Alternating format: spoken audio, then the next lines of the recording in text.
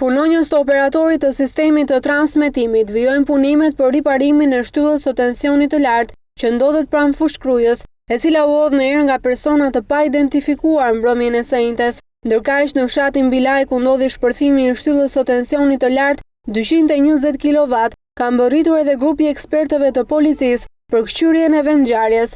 Mësoi se shpërthimi i shtyllës 80 tonëshe është bërë me dinamit. Dëmtimi i shtyllës ka lënë pa energji elektrike disa qytete të cilat furnizohen nga kjo linjë e rëndësishme transmetimi. Probleme me furnizimin ka edhe në disa lagje të kryeqytetit. Megjithatë, Kujtim Qemalli, drejtori i avarive në OST, tha se janë marrë të gjitha masat që pasojat e këtij dëmi të jenë sa më minimale. Sipas tij, nga ndërhyrja e OST është bërë e mundur riparimi i njërës prej linjave, e cila është edhe më e rëndësishmja.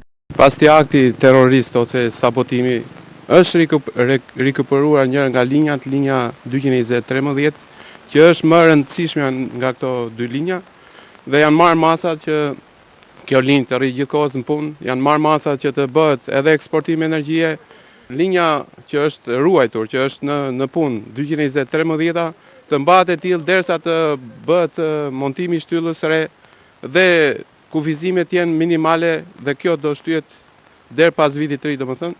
Do ketë kufizime minimale vetëm në orët e ditës dhe do bëhet në kohën sa më të shpejtë mundshme. Janë marrë gjitha masat, zonat që kanë mbetur pa energji janë minimale. Linja kryesore që kalon edhe në ushqimin e Tiranës dhe pastaj vazhdon deri në Elbasan u ruajt dhe është kyçur për 60 sekonda. OST shpjegon se shumë shpejt do të vendosë një tjetër shtyllë, pasi ajo e mëparshmja është dëmtuar rënd. Gjithë ky proces do të zgjasë për të paktën një javë, por gjatë kësaj kohe furnizimi me energji elektrike do të bëhet përmes linjave të tjera. Policia dhe grupet të antiterrorit kanë nisur hetimet për zbulimin e kësaj ngjarje të rëndë që ndodh pikërisht një ditë para vitit të ri.